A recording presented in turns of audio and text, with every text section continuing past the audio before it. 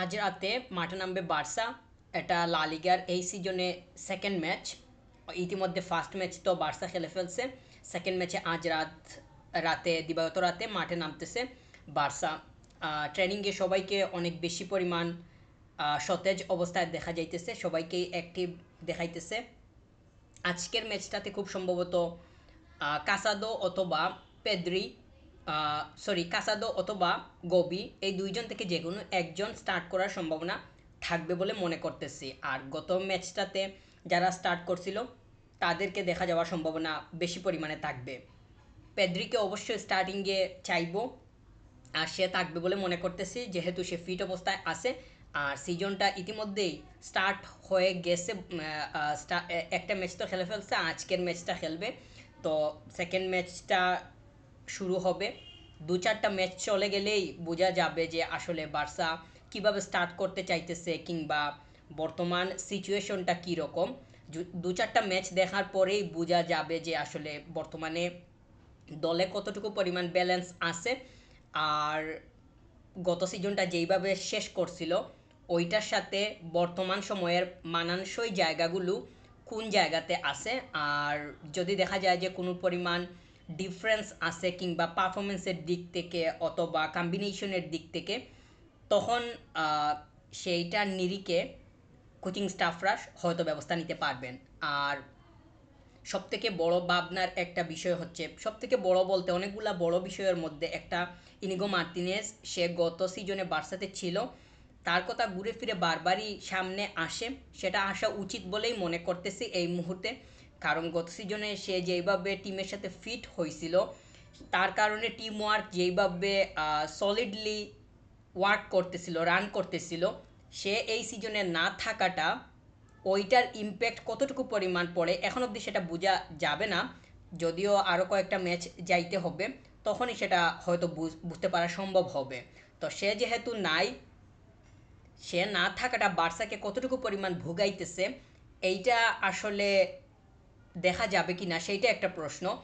আর Barca ওই জায়গাটা ঠিকঠাক মতো ফিল আপ করতে পারবে কি না এটাও একটা বড় দেখার বিষয়।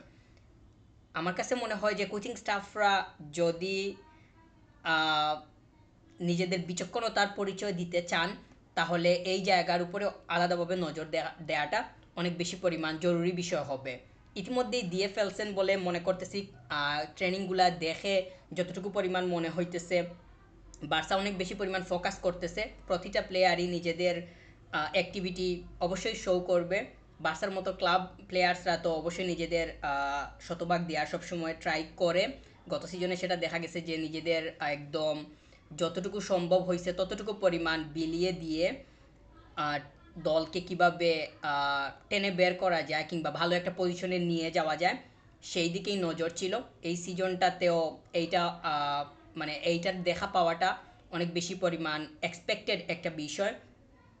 আর পেদ্রি, গবি, কাসাদো এই প্লেয়ারগুলো যে কতটুকু পরিমাণ ইম্পর্ট্যান্ট মিডের জন্য গত সিজনে সেইটা অবশ্যই টের পাওয়া গেছে।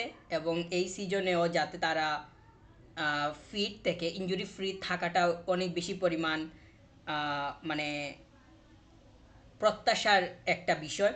যদিও প্লেয়ার্সদের যে কোনো সময় যে কোনো কিছু হতে পারে। গত সিজনটাতে আমরা দেখছি লামিনী আমালও ইঞ্জুরির কারণে কিছু সময় বাইরে ছিল, তারপরে আবার ফিরে আসছে। তো ইতিমধ্যেই একটা ম্যাচে লামিনী আমালকে আমরা দেখছি দুর্দান্ত একটা গোল করছে, সেইটার প্রশংসা আলাদাভাবে করতেই হয়।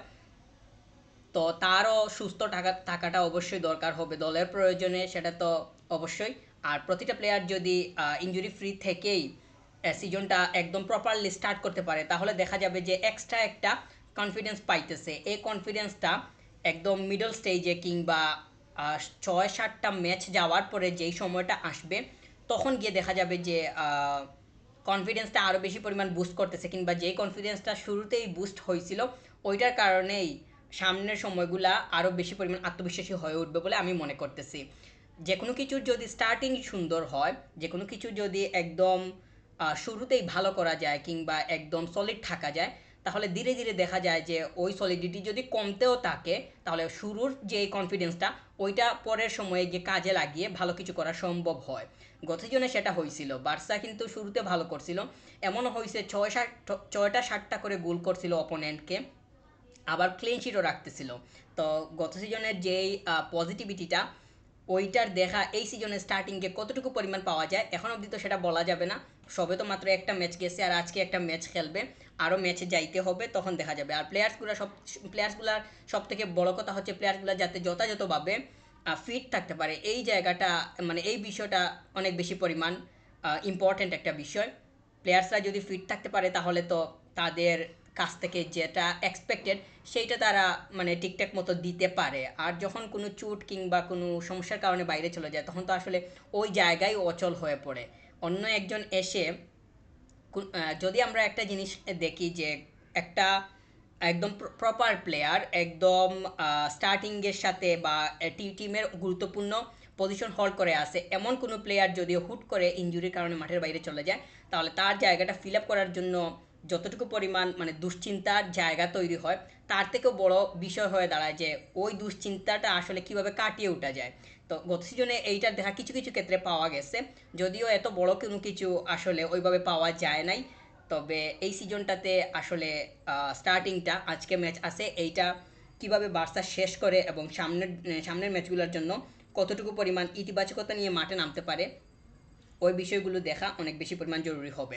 একদম লা লিগার মানে টেবিল টপে যদি টানা ৬-৭টা ম্যাচের মধ্যেই বার্সা থাকতে পারে তাহলে ১০টা ম্যাচ শেষ হওয়ার পর ৭টা-৮টা ম্যাচ শেষ হওয়ার পরে দেখা যাবে যে বার্সা শুরুর যে পয়েন্টসগুলা বা শুরুর যে কনফিডেন্সগুলা মানে পারফরমেন্সের দিক থেকে ওইগুলাকে কাজে লাগিয়ে পরবর্তীতে ভালো করার সম্ভাবনা অনেক বেশি পরিমাণ তৈরি হবে বলে আমি মনে করছি। আর রাফিনা থেকে শুরু করে বালদে, কুন্দে সবাইকে অনেক বেশি পরিমাণ প্রোডাক্টিভ মনে হচ্ছে মানে ট্রেনিংয়ে, যেটা অবশ্যই একটা অ্যাডভান্টেজের বিষয়। কারণ প্লেয়ার্সদেরকে যখন হাসি খুশি অবস্থায় মানে ট্রেনিংয়ে দেখা যায় তখন আসলে তাদের মনের অবস্থা কিংবা তাদের মানসিকতার অবস্থা অনেক বেশি পরিমাণ আন্দাজ করা সম্ভব হয় যে তারা ট্রেনিংয়ে অনেক বেশি পরিমাণ হাসি খুশিভাবে আসে। ওইটার প্রভাব যদি অফিসিয়াল মিনিটগুলোতে পড়ে কিংবা গেম টাইমে পড়ে তাহলে অবশ্যই সেটা তাদেরকে পারফরমেন্সটা সঠিকভাবে করতে অনেক বেশি পরিমাণ হেল্প করবে। তো এইটা আসলে আন্দাজ করার বিষয় বলে আমি মনে করছি। আর আমি এটা মানে আন্দাজ করতেছি। আর রবার্ট লেভানডস্কিকে আমরা গত সিজনে দেখছি যে তার যে খুবই ধারাবাহিক পারফরমেন্সের মধ্য দিয়ে সে গেছিল সেটা আমি মনে করতেছি না। রবার্ট লেভানডস্কি বার্সার হয়ে গত সিজনটাতে ধারাবাহিক ওয়েতে যে পারফরমেন্স করছে সেটা আমি মনে করতেছি না।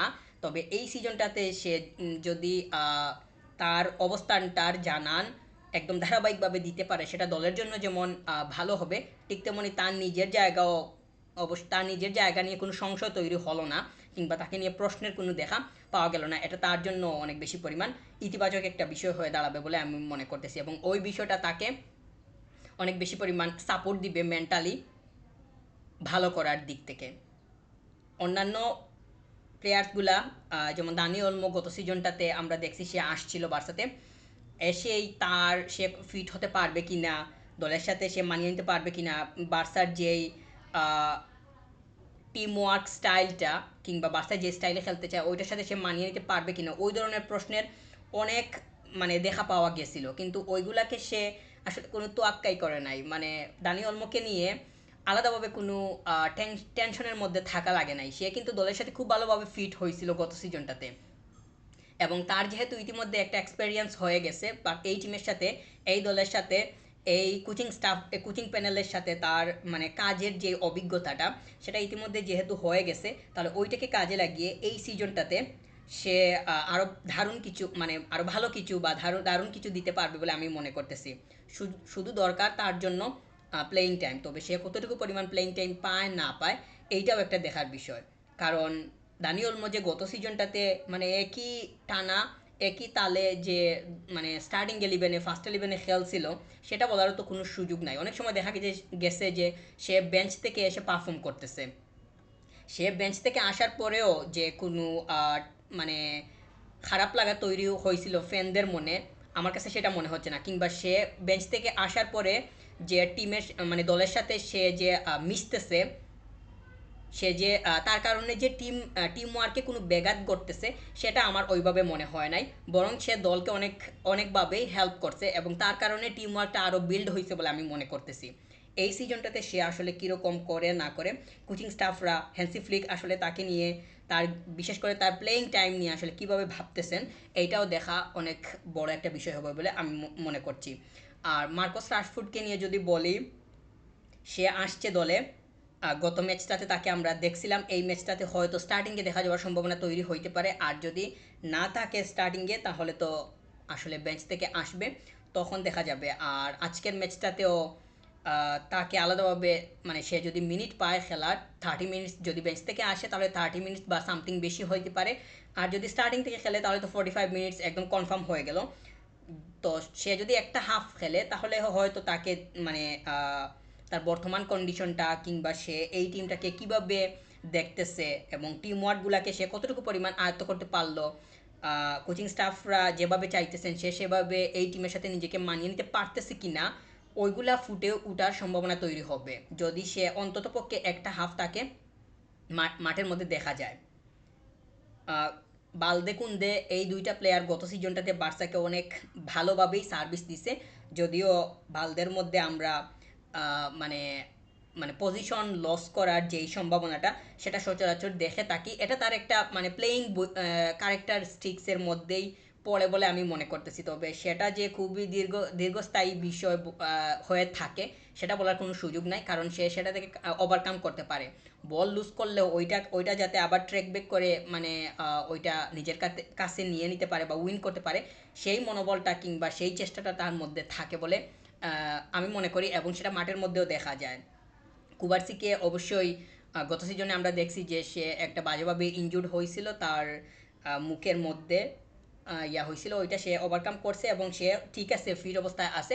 তাকে একদম ধারাবাহিকভাবে টিমের সাথে পাওয়াটা অনেক জরুরি একটা বিষয়, এবং তার কাছ থেকে বার্সা অনেক কিছু গত সিজনেও পাইছে, এই সিজনেও সে বার্সাকে অনেকভাবে হেল্প করতে পারবে বলে আমি মনে করতেছি।